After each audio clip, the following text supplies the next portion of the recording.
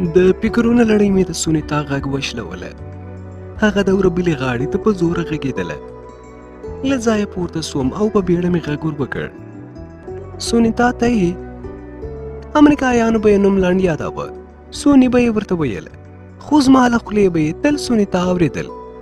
له دې سره د کړکۍ د خلاصېدو غږ پورته سو او د سونیتا اوږدې بڼورې سترګې راښکاره سوې. سخت وارخطا وم. له هغې نه مې پوښتنه وکړه، څنګه سو؟ هغې په خندا وویل، وسو. ورور دې له درې مشرانو سره غلی و. ښځه دې ورسره ولاړه.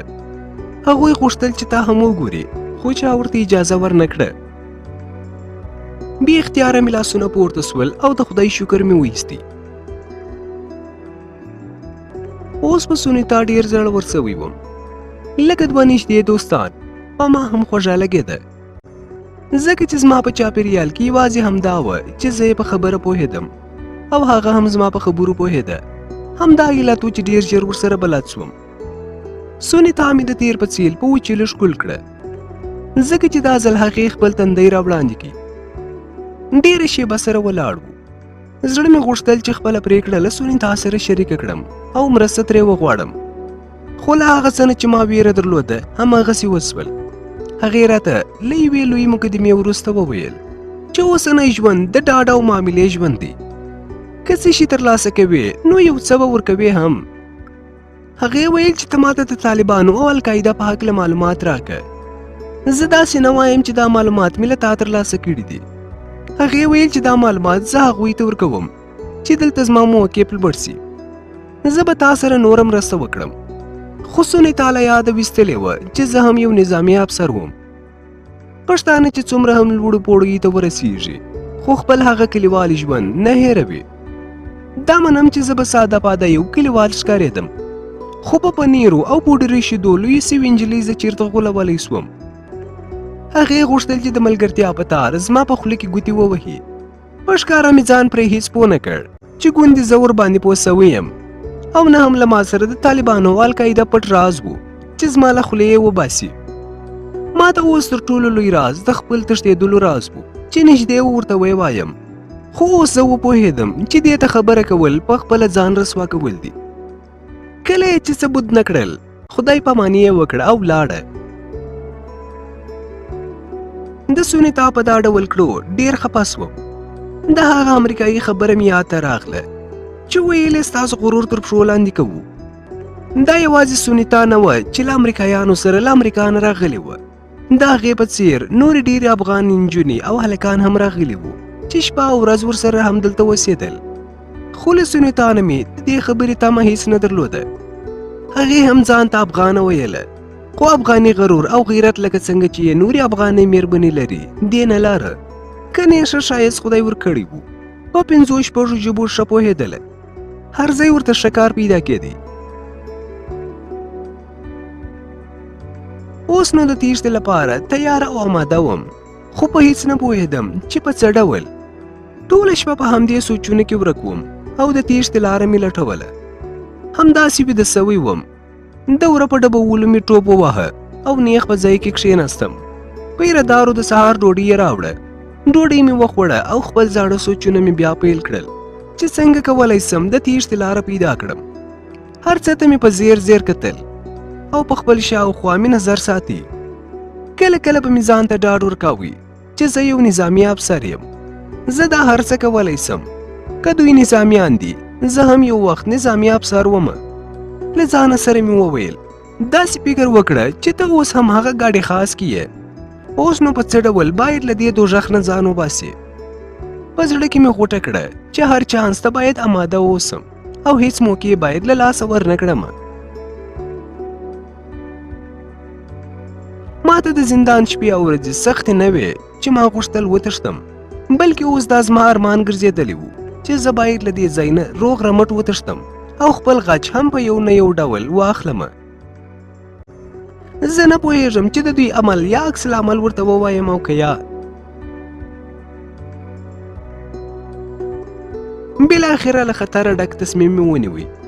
ما ویل هسې هم مرګ راځي، دا چې بیا بې عزته سم ښه دی چې اوس مړ سم، او که ژوندی پاته سوم نو لا ښه دی. په هر څه مې ښه پوره فکر وکړي، خو یوازې له دې کپس نه زما وتل پاتې وو. کله چې یو څوک له خپل سر نه تیر سي هر څه کولی سي. زما پلان هم همداسې له خپل سر نه تېرېدل وو. خپل وار ته مې انتظار ایستی، خو انتظار ډېر اوږد سو. هیچا زما خبر نه اخیستی. البته دا به د هماغه ځانمرګي برید له امله وو چې د همدې مرکز دوره په خوله کې ترسره سو. زه یې له یاده وتلی وم. په دې ورځ ان تشناب ته هم نه بوتلم. په سبا سهار مې ورته لغتې ونیولې. شور ماشور مې جوړ کړي. له بهر نه مې د چا غږونه واورېدل. څو شېبې وروسته کړکۍ خلاصه سوه. ګورم د نجلۍ غوندې یو هلک ترجمان ولاړ دی. په قهر یې راته وویل چې ګپ است چې راغال مغال انداختي. ما هم په قهر ورته وویل 2 ورځې کېږي چې تشناب ته نه یم تللی، بیا وایې چې ګپ است. هلک له ځان سره وبنګېدی. امریکایي ته یې څه وویل. امریکایي په مخابره کې خبرې وکړې. ډېر وخت لا نه و تېر سوی چې د وره د خلاصېدو غږ مې واورېدی. اوس نو زما د پلان د پلي کولو وخت را رسېدلی و. ځان مې حملې ته جوړ کړي. ور خلاص سو. 2 عسکر د باندې ودرېدل او هغه یو چې ولچک او توره کڅوړه یې په لاس کې وه دننه راغلي. په همدې حال کې مې پرې برید وکړي. تر څو چې په ځان پوهېدی له خولې مې ورته کجاوه جوړه کړې وه. له دې سره هغه نور 2 هم ورسره ملګري سول. له پښو یې ونیولم او له خونې یې دا لیس ته کش کړم. دومره یې ووهلم چې هغوی هم ستړي سول. څه نور کسان هم زموږ په شور ماشور راغلل او د ټوپکو په میلونو یې سم سوری سوری کړم. له وهلو وروسته یې بیرته په خپله کوټه کې واچولم. که څه هم چې ډېر یې ووهلم، خو په زړه کې سخت خوشحاله وم، ځکه چې د خپل پلان په لومړي پړاو کې بریالی سوی وم. د توشکې پوښ مې وشکاوه او خپل ټپونه مې پرې وتړل. دستي پاڅېدم او آزاد حرکتونه مې شروع کړل. ما ویل که همداسې شخ اوسم هم به مې درد پسې زیات سي او هم به له ځایه نسم پورته کېدلی. له هر حرکت سره به مې له خولې دودونه وتل. وجود مې له درده ډک و. ځان مې ښه خولې خولې کړي. بیا مې تر مازدیګره پورې ښه ارام سي وکړي. اوس نو د 2 تکنیک نه د کار اخیستلو وخت را رسېدلی و. خونه مې شاوخوا وکتله، هېڅ داسې تېره شی په ګوتو رانغلي چې څه مې پیدا نه کړل. نو دیوال ته مې تکیه ووهله. دیوالي ساعت ته مې پام سو چې سونیتا راوړی و.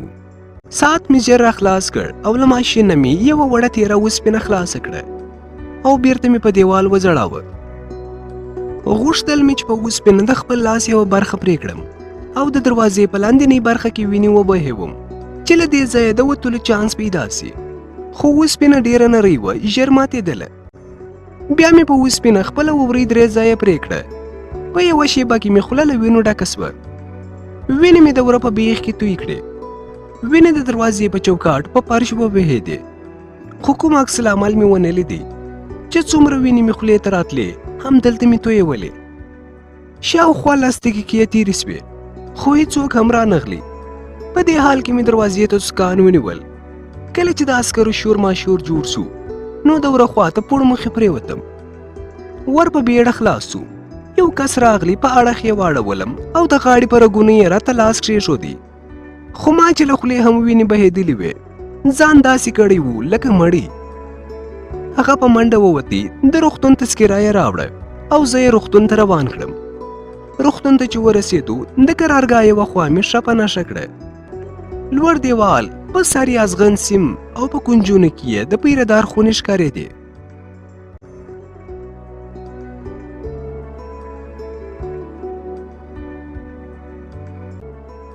درنو اورېدونکو، دا برخه پر همدې ځای پای ته رسېږي. تر یوې بلې برخې د الله په امان.